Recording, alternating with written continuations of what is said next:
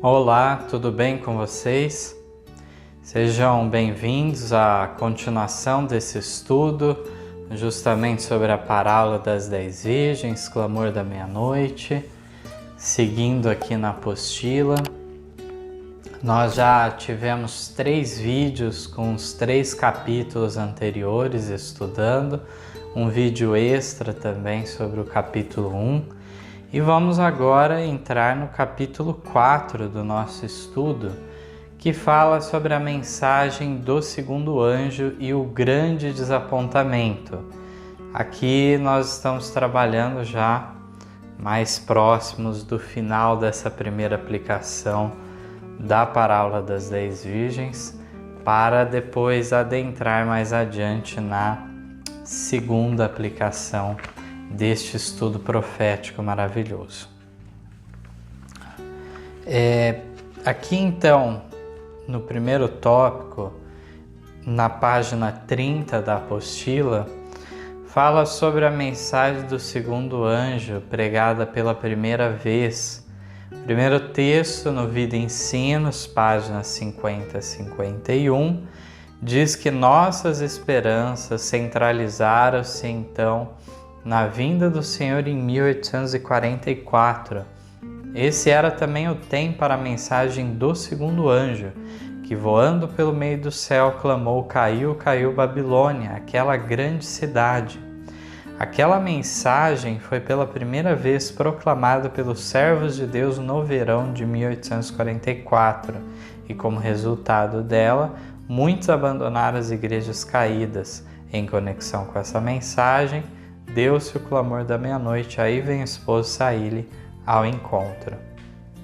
Aqui nós teremos uma sequência de textos que podem se tornar até um tanto maçantes pela repetição do mesmo tópico, mas é importante destacarmos os detalhes que nós encontramos.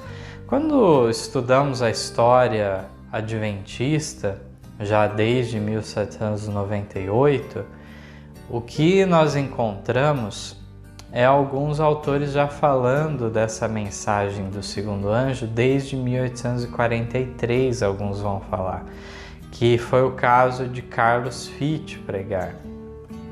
No entanto, aqui nós preferencialmente devemos dar endosso à evidência profética contida nos textos do Espírito de Profecia, que declaram que por parte dos servos de Deus, só no verão de 1844 que foi pregado então a mensagem pela primeira vez, não antes disso.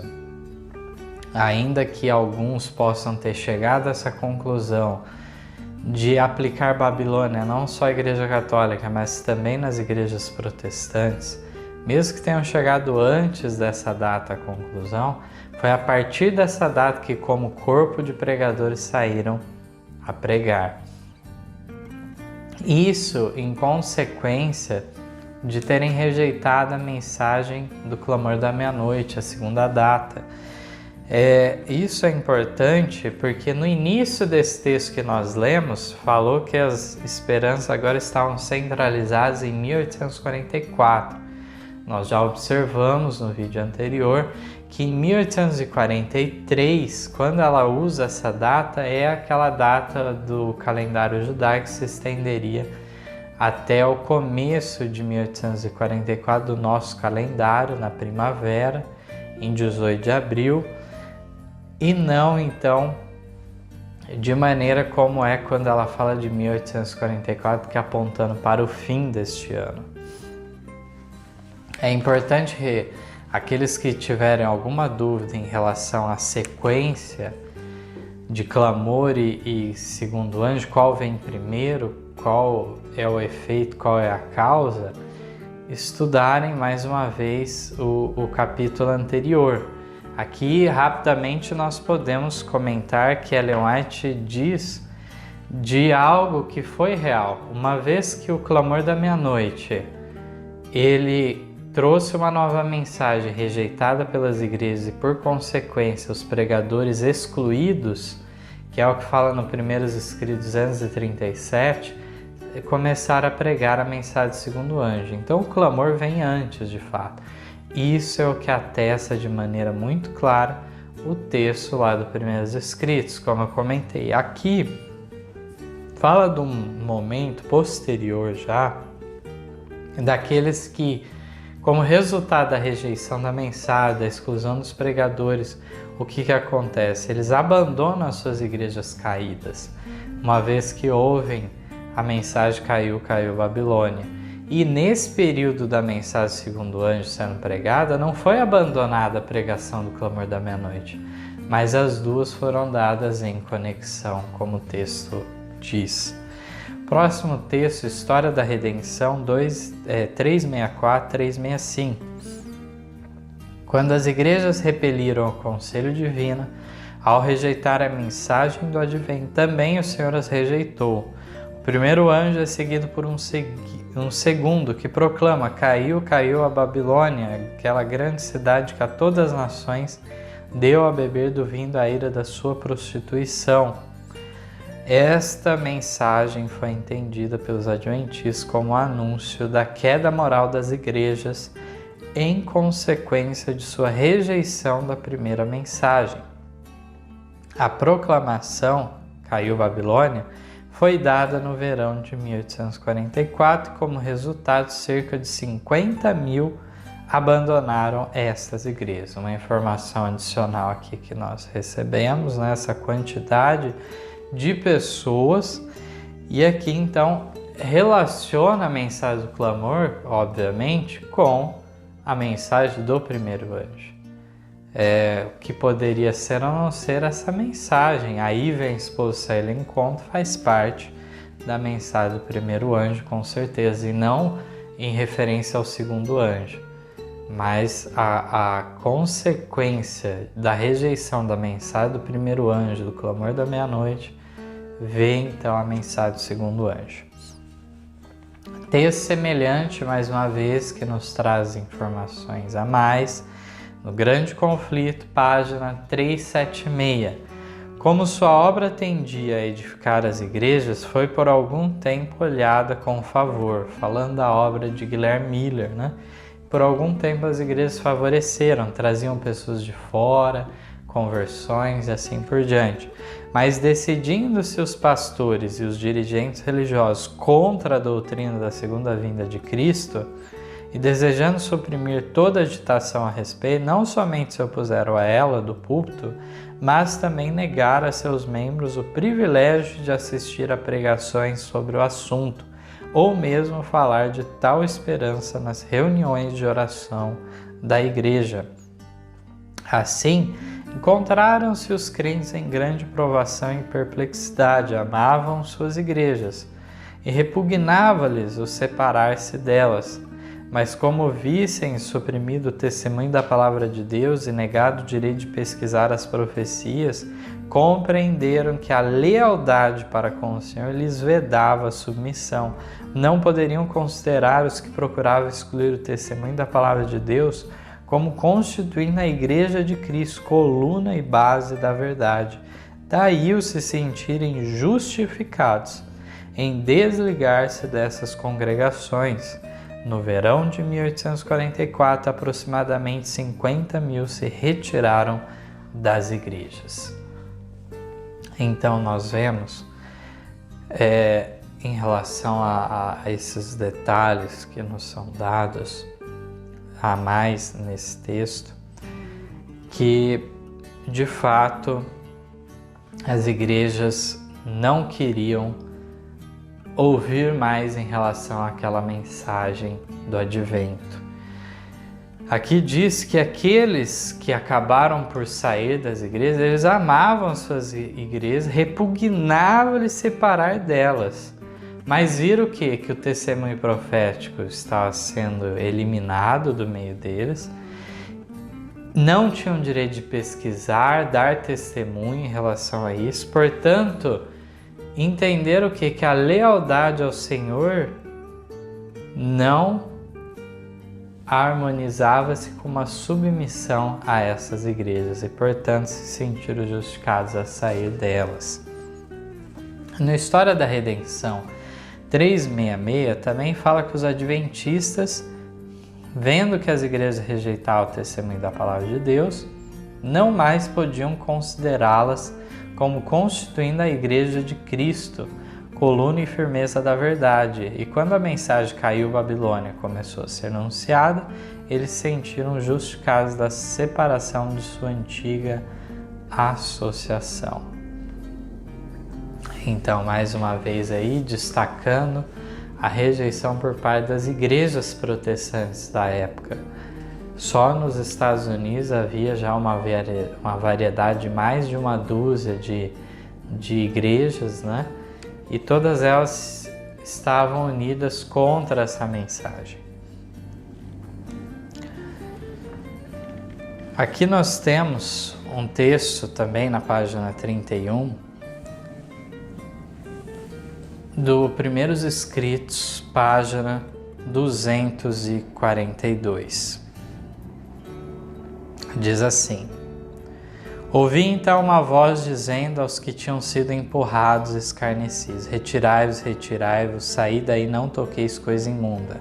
Em obediência a essa voz, grande número rompeu os laços que os prendiam, e deixando os grupos que estavam em trevas, uniram-se aos que haviam anteriormente conquistado sua liberdade e jubilosamente com eles uniram suas vozes. Esse trecho nós já lemos no capítulo anterior, destacamos aí a diferença desses que rompem os laços e aqueles que já tinham conquistado a liberdade anteriormente, já tinham um grupo separado das igrejas, quando esses tomam a posição ao lado do grupo liberto. Mas a continuação da leitura é bem interessante, vamos atentar. Ouvi a voz de fervente e agônica oração, vinda de uns poucos que ainda permaneciam com os grupos que estavam em trevas. Então aqui já vimos uma classe que cria o grupo liberto, que foram excluídos, outros já tomam posição e saem de suas igrejas, mas era um processo que ainda não ocorreu tudo de uma vez. Mas, de fato, aqui diz que foi um processo que continuou. Vamos continuar a leitura aqui. Os pastores e líderes estavam passando em torno desses diferentes grupos, prendendo os laços mais firmemente, mas ainda ouvia essa voz de fervente oração. Vi então os que haviam estado orando estender as mãos em pedido de auxílio ao grupo unido que estava livre, regozijando em Deus. Então era um grupo que tinha uma união entre eles. A resposta deles, ao olharem ferventemente para o céu e apontarem para cima, foi: retirai-vos, retirai-vos, saí daí. Vi indivíduos lutando por liberdade, afinal, quebraram os laços que os ligavam. Eles resistiram aos esforços feitos para apertar os laços ainda mais e recusaram atender às repetidas afirmações: Deus está conosco, temos conosco a verdade. Então eles rejeitaram essa fala que aqueles pastores, líderes das igrejas diziam: não, a verdade está conosco, essa é a igreja que tem coluna e base da verdade. E eles viram que não era mais a realidade isso. Recusaram aceitar essas afirmações mentirosas. E então eles quebraram os laços dessa maneira. Vamos mais agora, na página 32, nós chegamos finalmente ao grande desapontamento. Então vimos que do verão ao outono ocorre clamor da meia-noite, mensagem do segundo anjo, pessoas saindo das igrejas até chegar nessa data. Uma formação de um grupo liberto, que faz referência inclusive ao período de Filadélfia, do amor fraternal que havia entre eles, é o destacado naquela carta à sexta igreja lá da Ásia Menor. Aqui no Primeiros Escritos 256 e 257, vem com esse tópico de o fato de Cristo não ter vindo e o que ocorre. Diz assim: depois do grande desapontamento, em 1844, Satanás e seus anjos estiveram ativamente empenhados em armar laços para abalar a fé da comunidade. Ele afetou a mente das pessoas que haviam tido alguma experiência na mensagem e possuíam uma humildade aparente. Alguns indicavam o futuro para o cumprimento da primeira e da segunda mensagem, enquanto outros apontavam o passado, declarando que elas já haviam sido cumpridas. Esses estavam ganhando influência sobre a mente dos inexperientes e perturbando sua fé. Alguns estavam examinando a Bíblia para edificar sua fé independente da corporação. Satanás exultou com tudo isso, pois ele sabia que os que se livravam da âncora podiam por ele ser afetados por diferentes erros e levados à roda por diversos ventos de doutrina. Muitos que tinham sido líderes na primeira e na segunda mensagens agora negavam-nas e houve divisão e confusão no corpo da comunidade. Então, depois do grande desapontamento, era propósito de Deus que continuasse aquele grupo liberto avançando em relação à luz que Deus enviaria de bom grado. E havia justamente a terceira mensagem angélica que eles tinham que compreender, que lançaria luz sobre o desapontamento que eles tinham sofrido. Mas aqui diz que Satanás e seus anjos estavam muito ativos e armaram laços que abalaram a fé. Criou-se então divisão e confusão a partir de 23 de outubro, digamos assim.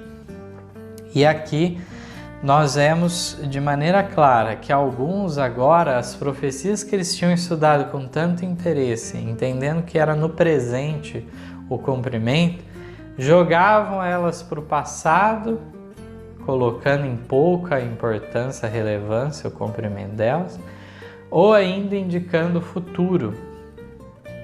Esses que indicavam o futuro muitas vezes ficaram presos a ideias especulativas, marcações de datas e assim por diante.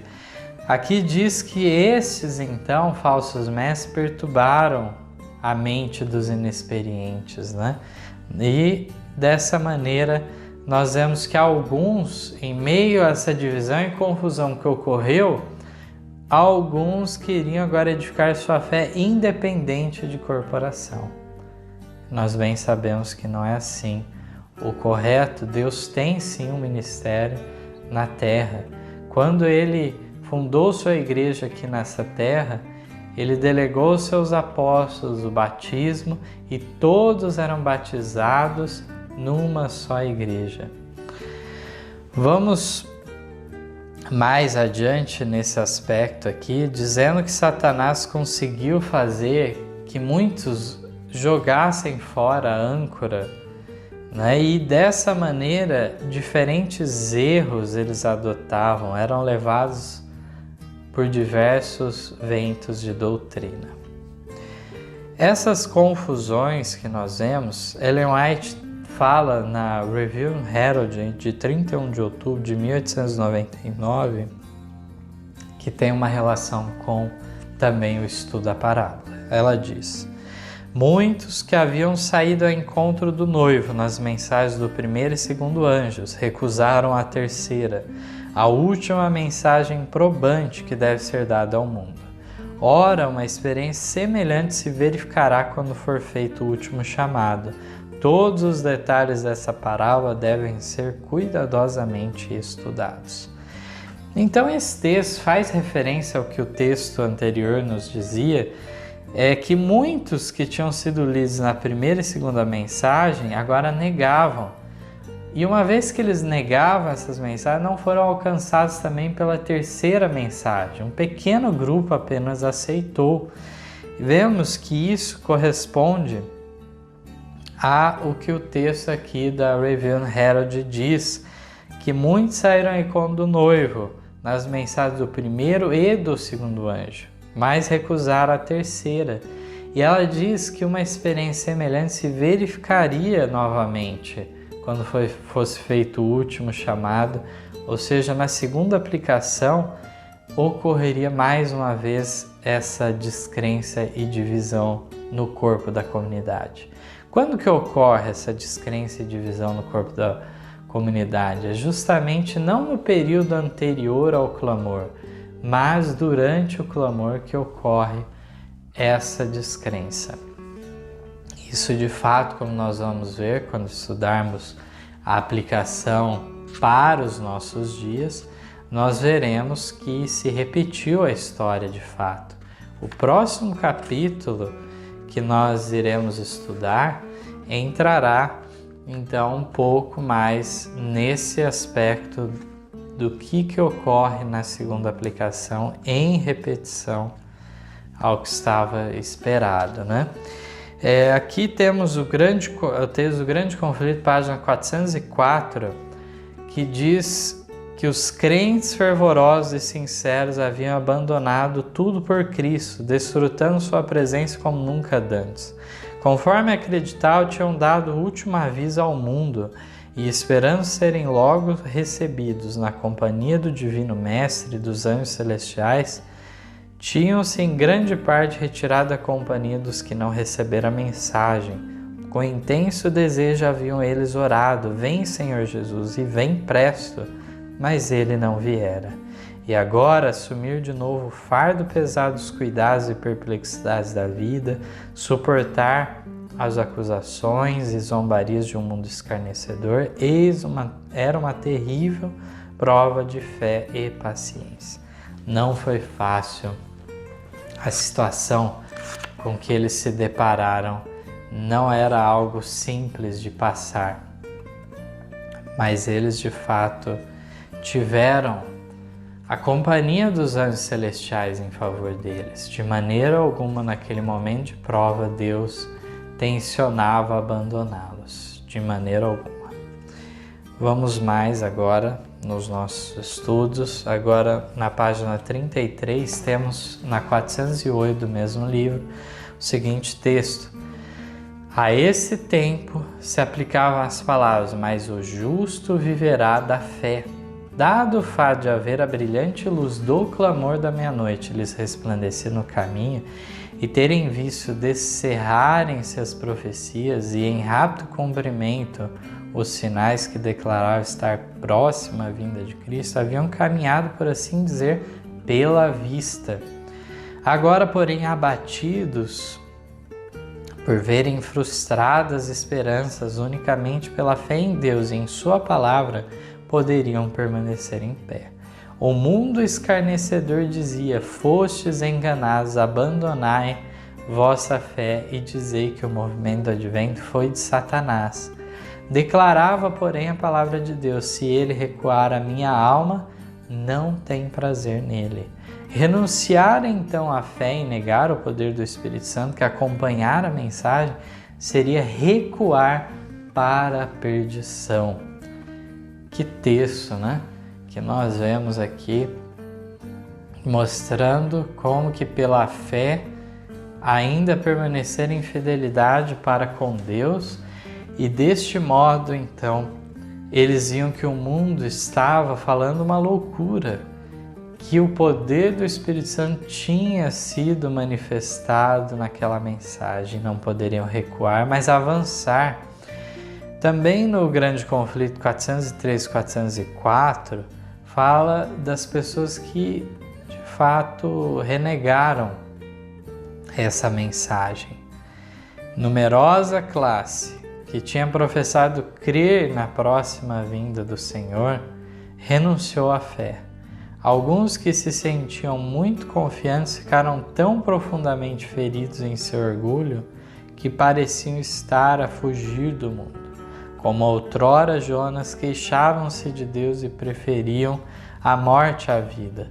Os que haviam baseado sua fé nas opiniões de outrem, não na palavra de Deus, achavam-se agora novamente prontos para mudar de ideias. Os escarnecedores ganharam para suas fileiras os fracos e covardes, e todos eles se uniram para declarar que não mais havia motivos de receio ou expectação. Então, numerosa classe, aqui diz, de fato, renunciou à fé e ainda se uniram então aos escarnecedores. Essa classe é chamada aqui de fracos e covardes. Agora declarava que não havia receio, não havia por que esperar uma breve volta de Cristo. O motivo da primeira visão em dezembro de 1844. Esse é um tema muito interessante. O texto do Primeiros Escritos, página 14 e 15. A primeira visão que Ellen White recebeu, pouco tempo depois do grande desapontamento, portanto, como nós vimos. Um dos títulos dados quando foi publicado pela primeira vez essa visão dela era Palavras de animação e conforto ao pequeno rebanho disperso depois do grande desapontamento. Aqui é uma leitura que vai enfocar alguns destaques desse povo do Advento na sua jornada. Enquanto eu estava orando junto ao altar da família, o Espírito Santo me sobreveio e pareceu-me estar subindo mais e mais alto da escura terra. Voltei-me para ver o povo do Advento no mundo, mas não o pude achar quando uma voz me disse: olha novamente, olha um pouco mais para cima. Com isto olhei mais para o alto e vi um caminho reto e estreito, levantado em lugar elevado do mundo. O povo do Advento estava nesse caminho a viajar para a cidade que se achava na sua extremidade mais afastada. Portanto, a trajetória do povo do Advento era separada do mundo, num caminho elevado e estreito. Tinham uma luz brilhante colocada por trás deles, no começo do caminho, a qual um anjo me disse ser o clamor da meia-noite. Essa luz brilhava em toda a extensão do caminho e proporcionava claridade para seus pés, para que assim não tropeçassem. Se conservavam um olhar fixo em Jesus, que se achava precisamente diante deles, guiando-os para a cidade, estavam seguros. Mas logo alguns ficaram cansados e disseram que a cidade estava muito longe e esperavam nela ter entrado antes. Então Jesus os animava, levantando seu glorioso braço direito, e de seu braço saía uma luz que incendia sobre o povo do Advento, e eles clamavam: Aleluia! Outros temerariamente negavam a existência da luz atrás deles e diziam que não fora Deus quem os guiara tão longe. A luz atrás deles desaparecia, deixando-lhes os pés em densas trevas, de modo que tropeçavam e, perdendo de vista o sinal e a Jesus, caíam do caminho para baixo no mundo tenebroso e ímpio. Logo ouvimos a voz de Deus semelhante a muitas águas, a qual nos anunciou o dia e a hora da vinda de Jesus.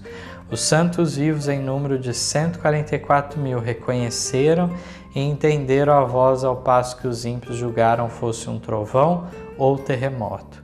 Ao declarar Deus a hora, verteu sobre nós o Espírito Santo, e nosso rosto brilhou com o esplendor da glória de Deus, como aconteceu com Moisés na descida do Monte Sinai. Aqui na página 34, temos um comentário extenso sobre as implicações desse texto. Eu gostaria de resumir alguns aspectos. Esse texto, primeiramente, não pode ser entendido só referente à experiência dos adventistas lá do passado, mas se aplica ao clamor da meia-noite em nossos dias. Uma vez que Ellen White, no Primeiros Escritos, página 42 e 43, ela fala em referência ao clamor da meia-noite ter terminado. E, deste modo, nós vemos que Ellen White, depois, nos anos subsequentes, ela esperava novamente que soasse o clamor da meia-noite. Essa era a atitude dela e vamos estudar mais em detalhes sobre isso. Portanto, ainda que essas palavras de animação e conforto para o pequeno rebanho naquela época tenha sido muito útil essa mensagem, não é só para eles. Devemos nos apropriar dessa mensagem para nos animar hoje também e não entender como algo só referente à experiência deles. Vamos lembrar aqui que esta luz do clamor da meia-noite, segundo a visão, se estendia por toda a extensão do caminho, proporcionando claridade. Infelizmente, tinha alguns que temerariamente negavam a existência da luz atrás deles. Ou seja, com o perigo da alma, de arriscando a própria salvação, começar a negar que Deus tinha levado eles tão longe. Esses então diz que tinham uma experiência de perder então essa luz, ficar em densas trevas e cair no mundo tenebroso e ímpio. Não continuariam no caminho estreito e elevado do povo do advento. Esses que negavam a luz por detrás deles, o clamor da meia-noite. Então nós vemos aqui que de fato a jornada vai se estendendo mais do que eles esperavam e ficaram cansados. Pensavam que iriam entrar na cidade santa mais cedo, mas Jesus animava eles e concedia mais graça para eles continuarem resistindo até chegar à cidade. Por fim, nós vemos em rápida sucessão algo referente ao momento depois da ressurreição especial. Primeiramente, Jesus, ou melhor dizendo, Deus Pai, ele ressuscita então os 144 mil, a parte que faleceu dos 144 mil, aqueles que morreram debaixo da mensagem do terceiro ano desde 1844, e também parte de ímpios, assim como em Daniel 12 fala da ressurreição parcial, especial, muitos para a vida eterna, muitos para o horror eterno. Então, nós encontramos aí os acérrimos inimigos do povo de Deus e de Cristo, de fato ressuscitando para ver a volta em glória do nosso Senhor Jesus Cristo. Estes então que ressuscitam completam o número de maneira que agora só há um grupo só de santos vivos. Aqueles que estão vivos por ocasião desses eventos e aqueles que ressuscitaram na voz de Deus. E aqui nós encontramos dizendo que estes santos vivos, em número de 144 mil, ouvem então o dia e a hora da vinda de Jesus, enquanto que os ímpios não compreendem que é isso que está ocorrendo, a declaração de Deus da hora e o dia da volta de Cristo. Aqui nós encontramos então, de fato, o povo de Deus recebendo essa revelação. Encontramos nesse sentido algo muito importante, que esse anúncio do dia e a hora da volta de Cristo, e aqui não pode ser outra coisa a não ser a volta em glória, e fica óbvio pelo texto, mostra que qualquer pessoa que em nossos dias declara saber quando Cristo voltará em glória, ela está mentindo. Do contrário, se de fato essas pessoas que declaram isso desde 1844 em nossos dias, e vai continuar surgindo pessoas em todo o tempo que vão depositar suas confianças em marcação de data. E o que ocorre? Estes estão mentindo, porque se eles de fato soubessem, por que o próprio Deus então vai declarar isto àquela altura, depois da ressurreição especial, já na 7ª praga, na culminação da história terrestre? É somente lá que o povo de Deus saberá. Estes se antecipam aos eventos e arrogam para si algo que não é uma realidade. Sabemos, através das próprias declarações da mensageira do Senhor, em Primeiros Escritos, página 75, que o tempo nunca mais seria um teste para o povo de Deus depois de 1844. Diz também, nesse mesmo texto, Ellen White fala que a mensagem do terceiro anjo não depende da marcação de tempo, mas essas pessoas querem acrescentar uma mensagem que não foi dada. Se julgam no direito de algo que Deus os proíbe. Vamos mais adiante, então, nessas reflexões que nós estamos tendo sobre informações a mais sobre a ressurreição especial. A propósito, fica aí a indicação de ler o capítulo Livramento dos Justos do Grande Conflito, uma leitura que será muito útil nesse sentido, onde atesta de maneira muito clara a ressurreição dos que morreram debaixo da mensagem do terceiro anjo.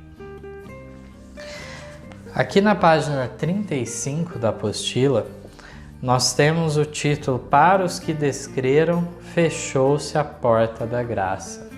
Esse é um fato interessante. Vamos ler aqui no Mensagens Escolhidas, páginas 63 e 64. Foi-me mostrada em visão, e ainda eu creio, que houve uma porta fechada em 1844. Todos quantos viram a luz das mensagens do primeiro e segundo anjos e rejeitaram aquela luz, foram deixados em trevas, e os que aceitaram e receberam o Espírito Santo, que assistiu à proclamação da mensagem do céu e que posteriormente renunciaram à sua fé e declararam engano sua experiência, rejeitaram assim o Espírito de Deus e ele não mais pleiteou com eles. Os que não viram a luz não tinham a culpa de sua rejeição. Era somente a classe que desprezara a luz do céu que o Espírito de Deus não podia alcançar. E esta classe incluía, como declarei, tanto os que recusaram rejeitar a mensagem quando ela lhes foi apresentada, como os que, havendo-a recebido, renunciaram posteriormente à sua fé. Esses podiam ter uma aparência de piedade, professar ser seguidores de Cristo, não tendo, porém, viva ligação com Deus. Seriam levados cativos pelos enganos de Satanás. Essas duas classes são apresentadas na visão.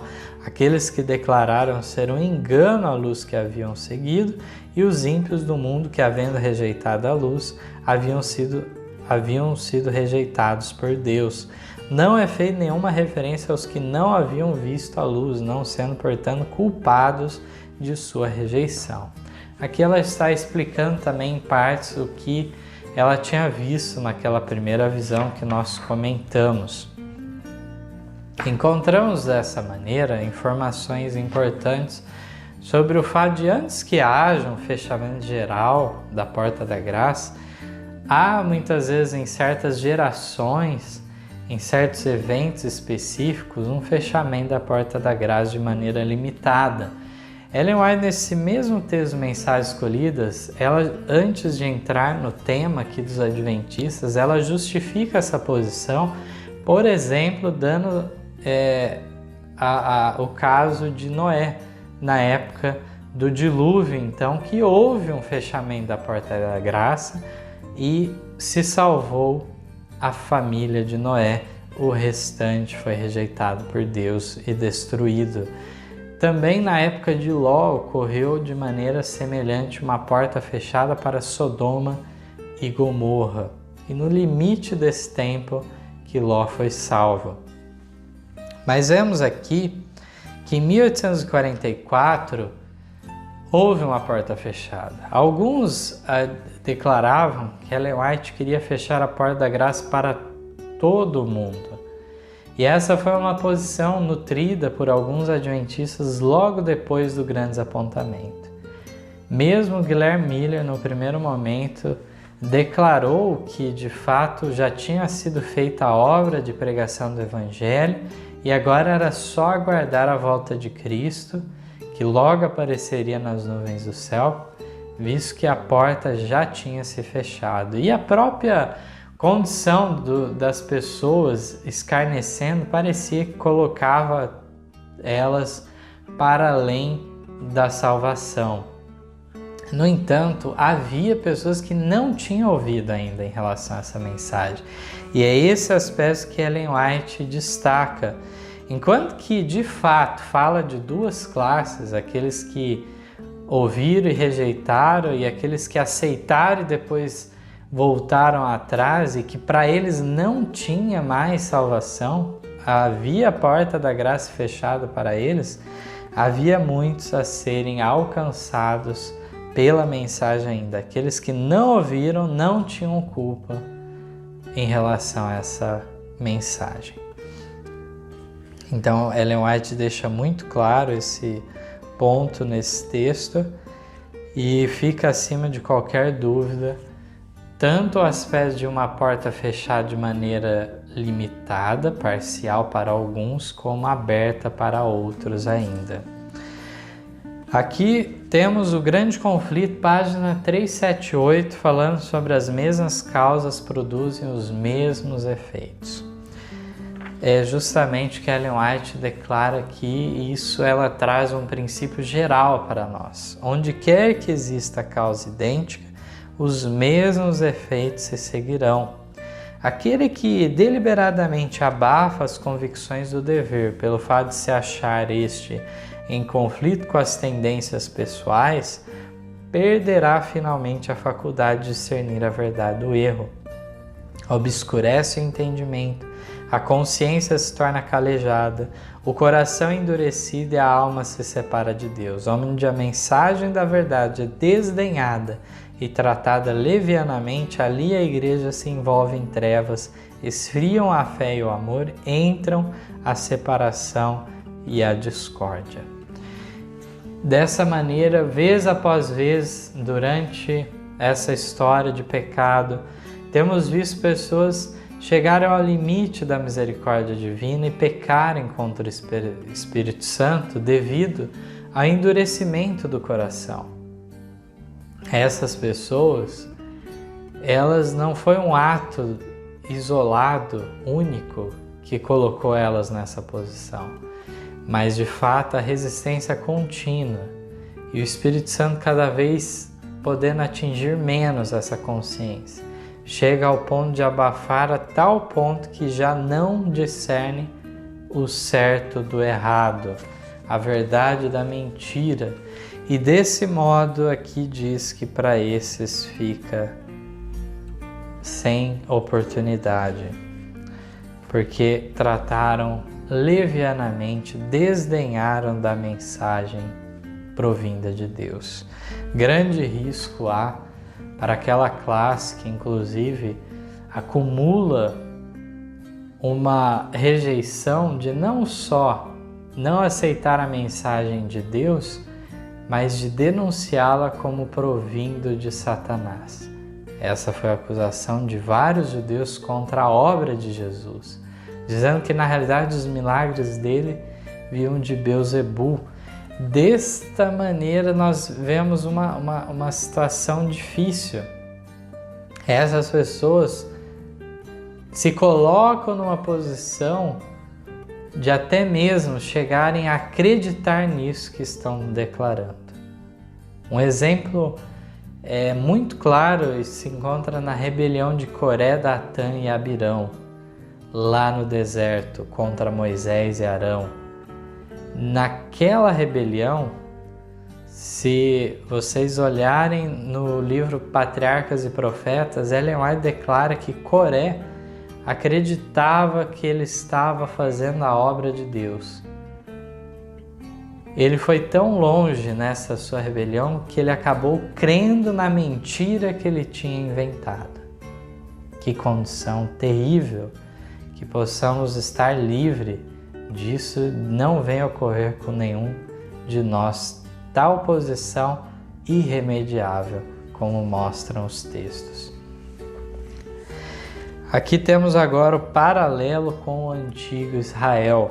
Grande Conflito, página 457, 458, diz que a história do antigo Israel é um exemplo frisante da passada experiência dos adventistas. Deus guiou seu povo no movimento adventista, assim como guiaram os filhos de Israel ao saírem do Egito. No grande desapontamento fora provada a sua fé, como foi a dos hebreus no Mar Vermelho. Houvesse ainda confiado na mão guiadora que com eles estivera em sua experiência anterior e teriam visto a salvação de Deus. Se todos os que trabalharam unidos na obra em 1844 tivessem recebido a mensagem do terceiro anjo proclamando-a no poder do Espírito Santo, o Senhor teria poderosamente operado por seus esforços. Caudais de luz ter-se-iam derramado sobre o mundo. Haveria anos que os habitantes da terra teriam sido avisados. A obra final estaria consumada e Cristo teria vindo para a redenção de seu povo. Uma declaração muito triste de nós lermos, né? Como que está atrasada a obra. O propósito de Deus é maravilhoso para com seu povo, mas seu povo em incredulidade não aceita se sujeitar aos propósitos de Deus. Aqui vemos que infelizmente não houve união para pregar a mensagem do terceiro anjo. Caso tivesse ouvido e continuasse aquele grupo liberto, depois do grande desapontamento, tivessem continuado unidos, eles então teriam encontrado poder do Espírito Santo sendo derramado sobre eles em pouco tempo. A obra teria sido concluída, Cristo já teria vindo. No entanto, aqui o paralelo é interessante nós meditarmos que Ellen White, ao colocar a experiência dos adventistas comparada com o Mar Vermelho, mostra que eles agiram pior que Israel. Israel então passou pelaquela prova do Mar Vermelho e foram cair mais adiante em incredulidade. Nós temos a experiência em Cádiz Barneia, aonde eles poderiam já àquela altura, aquela geração que saiu do Egito, entrar, atravessar o Jordão e entrar então na Canaã terrestre. No entanto, eles foram incrédulos. Aqui a experiência dos adventistas foi pior ainda, porque eles de fato já na primeira prova, a do Mar Vermelho, que é comparado aqui, eles não se mantiveram unidos. Posteriormente, nós poderíamos dizer que na história dos adventistas já sabatistas, eles foram mais adiantes nessa mensagem. Em 1888, poderíamos comparar que eles estavam em Cádiz Barneia. Mas mais uma vez, Deus estava pronto a derramar grande bênção ao seu povo, mas eles rejeitaram a mensagem celestial, perseguiram então os mensageiros que vieram com essa mensagem, encheram o coração de preconceitos, de orgulho, e deste modo então tiveram que permanecer por mais tempo neste mundo. Essas histórias de fracassos nós vemos várias vezes se repetindo. E os paralelos aqui são bem interessantes de nós estudarmos.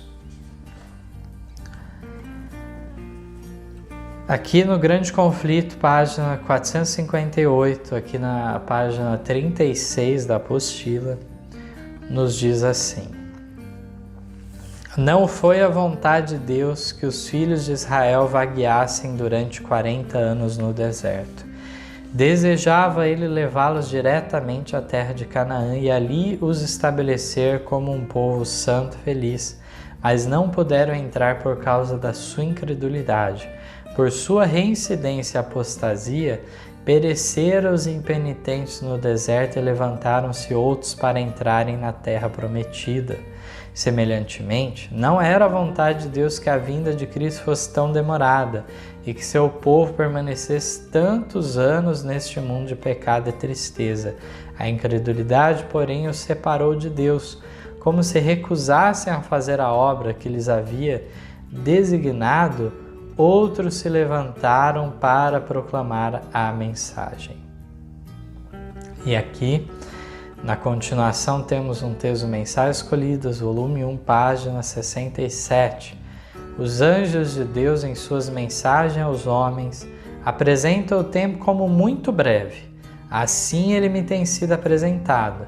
É verdade que o tempo tem prosseguido mais do que esperávamos nos primeiros tempos desta mensagem. Nosso Salvador não apareceu tão depressa como esperávamos. Falhou, porém, a palavra do Senhor? Nunca. Devemos lembrar que as promessas e ameaças de Deus são igualmente condicionais. Este é um princípio essencial de entendermos em nosso tempo. Não deve haver um espírito de triunfalismo na Igreja de Deus, achando que as promessas se cumprirão de qualquer modo. O antigo Israel está aí para nos mostrar o mal que tal espírito faz. Achavam que eram os favoritos do céu e nunca seriam rejeitados. Eram filhos de Abraão e, portanto, não seria nenhum mal alcançaria eles. Apenas os que eram pecadores, apenas os que não eram filhos de Abraão que sofreriam danos. Uma visão muito estreita que eles tinham. Aqui na página 68 do mesmo livro diz ainda que houvessem os adventistas, depois da grande decepção de 1844, ficado firmes na fé e seguido avante, em união, no caminho aberto pela providência de Deus, recebendo a mensagem do terceiro anjo e proclamando ao mundo no poder do Espírito Santo, haveriam visto a salvação de Deus. O Senhor haveria cooperado poderosamente com seus esforços, a obra se haveria completado e Cristo haveria vindo antes disto para receber seu povo, para lhes dar o galardão. Tudo isso ela escreveu já em 1883, que a obra está muito atrasada. Por fim, aqui para concluirmos esse nosso estudo de hoje, temos um texto final que deve servir de parâmetro para nós ao decorrer de todos os estudos, que está no Eventos Finais, página 53 no livro, na versão digital na página 59. Um texto que abre nossa mente para não ficarmos presos à placa de igreja, a uma denominação em si, achando que aquilo que um dia Deus chamou para fazer a obra será para sempre dessa maneira. Os textos são claros em dizer que Deus chamou os adventistas do sétimo dia para uma obra especial, tirou da pedreira do mundo para ser então testemunhas da verdade. No entanto, isso não significa que, se não cumprirem os requisitos, continuarão no favor de Deus. O texto diz assim: quando uma igreja demonstra ser infiel à palavra do Senhor, seja qual for sua posição e por mais elevada e sagrada que seja a sua vocação, o Senhor não pode mais cooperar com eles. Deus quer cooperar com eles, mas se eles não correspondem, não tem condição.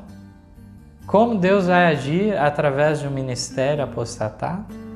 Vamos à continuação. Outras pessoas são então escolhidas para assumir importantes responsabilidades. No entanto, se estes, por sua vez, não purificarem a vida de toda a má ação, se não estabelecerem puros e santos princípios em todos os aspectos de sua vida, o Senhor os afligirá e humilhará dolorosamente, a não ser que se arrependam, os removerá da posição que ocupam, tornando-os um opróbrio. Aqui aqueles que foram escolhidos no lugar daqueles que foram rejeitados. E nós podemos aqui comparar também o fato de Deus ter rejeitado as igrejas protestantes e levantado o adventismo. Mas se esses também fracassarem, falharem em sua obra, estes serão rejeitados por sua vez. E assim, por conseguinte, não podemos entender que há um limite para esse princípio de Deus de maneira alguma. A história tem se repetido vez após vez e por isso que ela não se conclui. A parte final da obra que a Igreja de Deus neste mundo tem que fazer, ela tem negligenciado fazer. E as dificuldades vão se somando. Nós vemos que na experiência do antigo Israel teria sido muito mais fácil entrarem em Canaã logo que saíram do Egito. Depois de 40 anos vagueando no deserto, o que ocorreu? Os inimigos se fortaleceram e agora tiveram que travar duras batalhas para conquistar aquelas terras. Foi lançado tropeços eficazes para trazer apostasia para o povo de Deus também, como Balaão fez, aonde à beira do Jordão ainda os israelitas caíram em apostasia e adultério. Vemos dessa maneira quão importante é uma igreja que não vai ser perfeita. Há duas classes dentro da igreja e o próprio estudo da parábola vem destacando isso. Sabemos que, por outro lado, trigo e joio, virgens prudentes e virgens loucas, essa classe negativa, ela não é aquela que está em pecado aberto declarado, porque a estes a disciplina eclesiástica é necessária, é muito claro esse ponto, de que devem ser excluídos da comunidade da igreja. Porém, há aqueles que não são sinceros, não se quebraram na rocha que é Cristo e que estão na igreja de Deus de fato, de maneira até certo ponto oculta.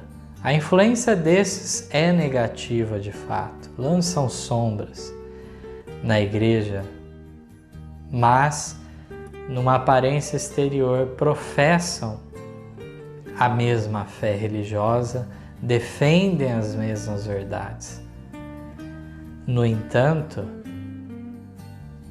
o que nós encontramos só na crise final, uma igreja realmente de uma classe só ocorrerá na sacudidura final.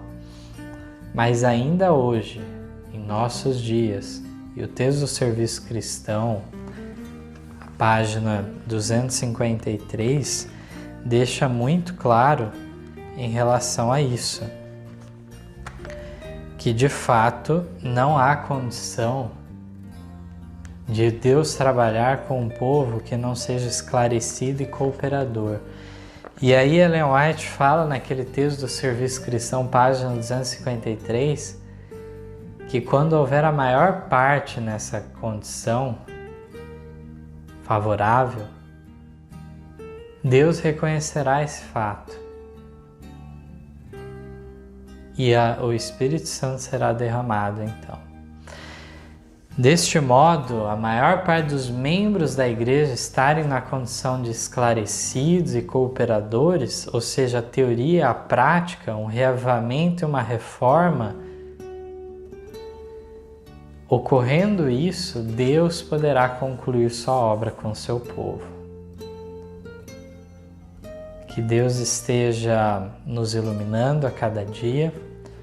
Conto com a companhia de vocês para continuarmos esse estudo no próximo capítulo, trazendo agora a segunda aplicação de 1844 em diante.